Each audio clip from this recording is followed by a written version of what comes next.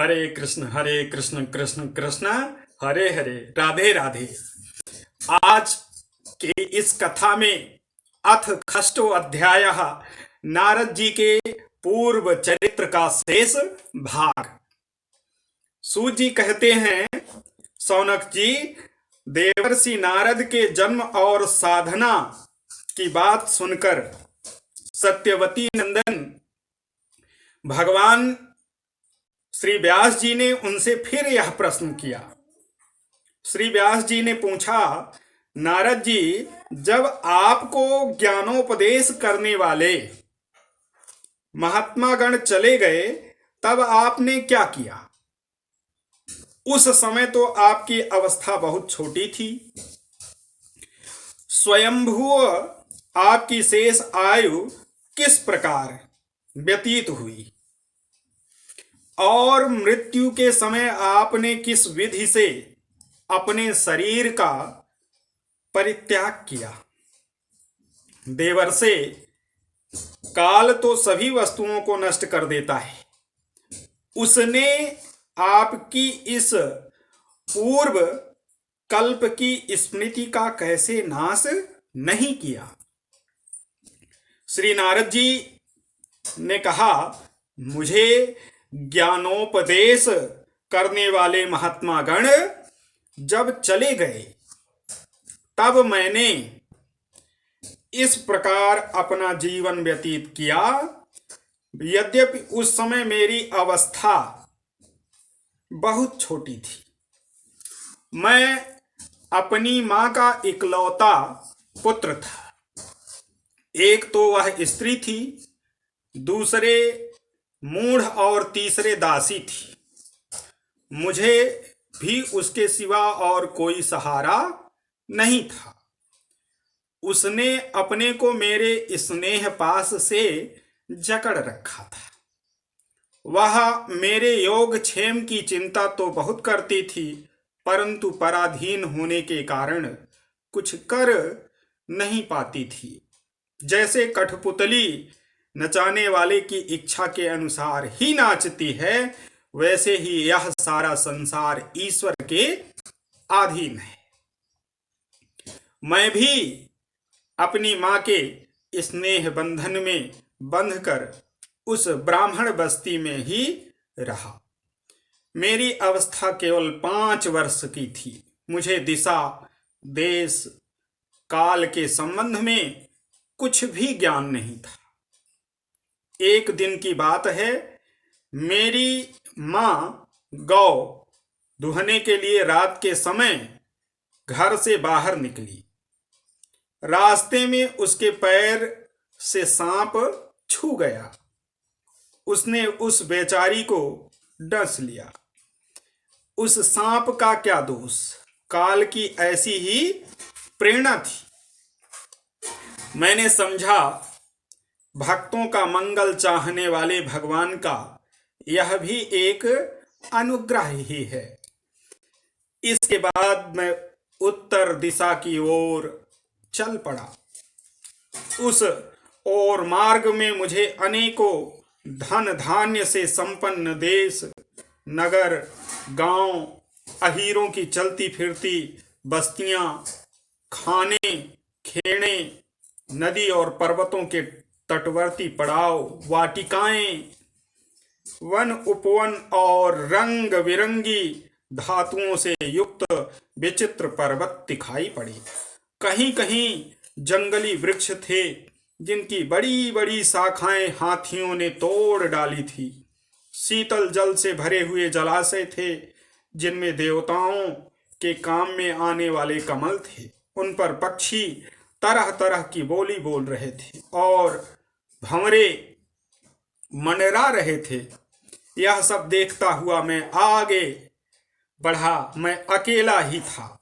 इतना लंबा मार्ग तय करने पर मैंने एक घोर जंगल, गहन वन में प्रवेश किया। उसमें नरकट, बांस, सेंठा, कुश, कीचक आदि खड़े थे। उसकी लंबाई चौड़ाई भी बहुत थी और वह सांप, उल्लू, सियार आदि भयंकर जीवों का घर हो रहा था। देखने में बड़ा भयावना लगता था। चलते चलते मेरा शरीर और इंद्रियां शिथिल हो गईं। मुझे बड़े जोर की प्यास लगी। भूखा तो था ही। वहां एक नदी मिली। उसके कुंड में मैंने स्नान, जलपान और आचमन किया। इसमें मेरी थकावट मिट गई।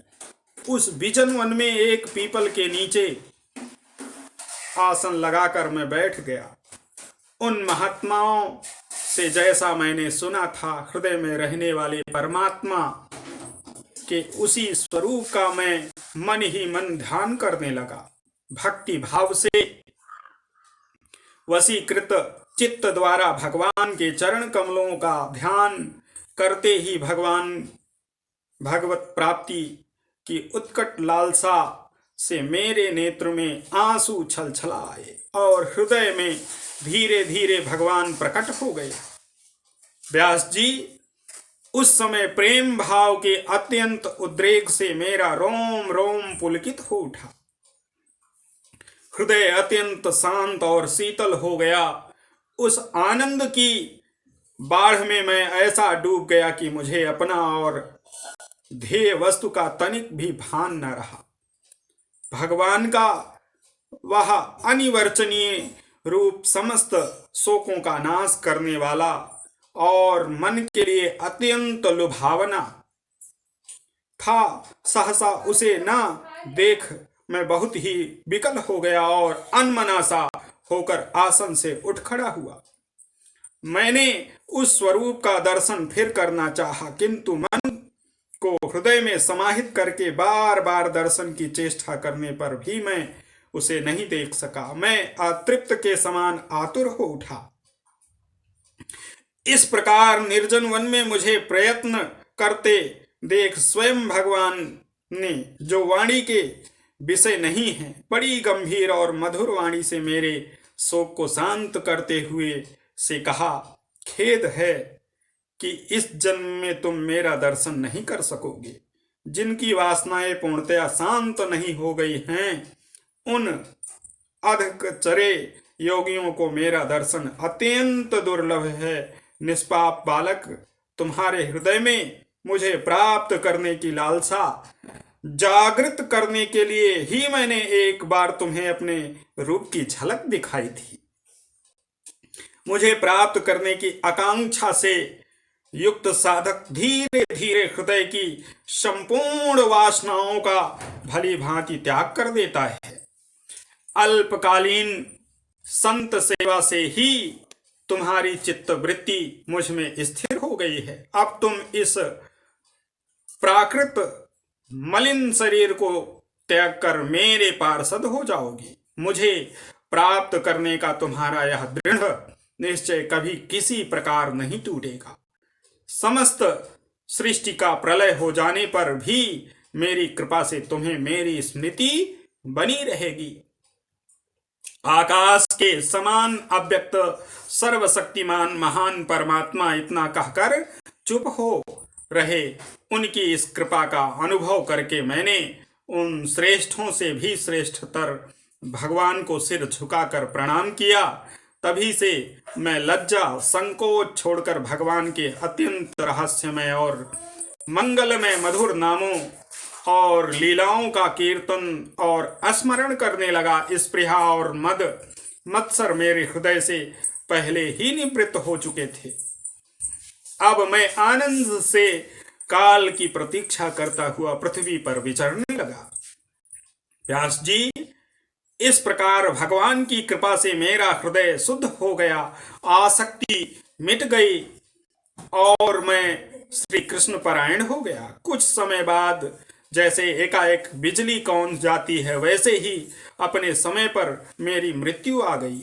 मुझे शुद्ध भागवत पार्षद शरीर प्राप्त होने का अवसर आने पर प्रारब्ध समाप्त हो जाने के कारण पंच भौतिक शरीर नष्ट हो गया। कल्प के अंत में जिस समय भगवान नारायण एकार्णव प्रलयकालीन समुद्र के जल में शयन करते हैं, उस समय उनके हृदय में शयन करने की इच्छा से इस सारी सृष्टि को समेटकर ब्रह्मा जी जब प्रवेश करने लगे तब उनके श्वास के साथ मैं भी उनके हृदय में प्रवेश कर गया।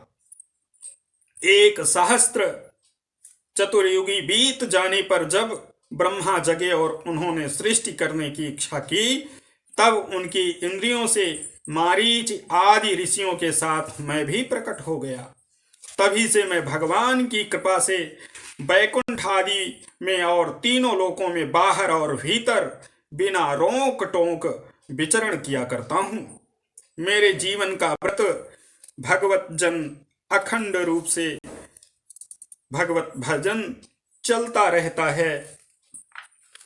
भगवान की दी हुई उस स्वर ब्रह्म से विभूषित वीणा पर तान छेड़कर मैं उनकी लीलाओं का गान करता हुआ सारे संसार में विचरता हूँ। जब मैं उनकी लीलाओं का गान करने लगता हूँ, तब वे प्रभु जिनके चरण कमल समस्त तीर्थों के उद्गम स्थल हैं और जिनका यशोगान मुझे बहुत ही प्रिय, बुलाए हुए की भांति तुरंत मेरे हृदय में आकर दर्शन देते हैं। जिन लोगों का चित्त निरंतर विषय भोगों की कामना से आतुर हो रहा है, उनके लिए भगवान की लीलाओं का कीर्तन संसार सागर से पार जाने का जहाज है। यह मेरा अपना अनुभव है।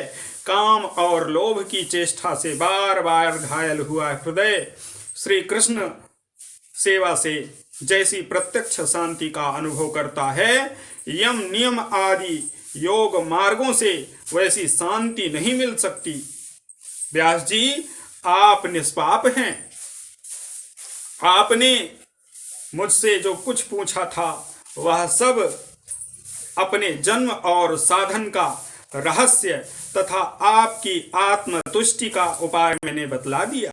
श्री सूत जी कहते हैं, शौनक आदि ऋषियों, देवर्षि नारद जी ने व्यास जी से इस प्रकार कहकर जाने की अनुमति ली और वीणा बजाते हुए स्वच्छंद विचरण करने के लिए वे चल पड़े।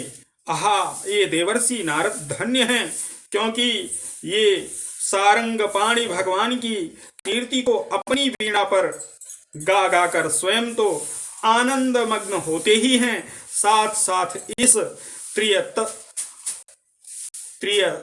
ताप से तप्त जगत को भी आनंदित करते रहते हैं। राधे राधे।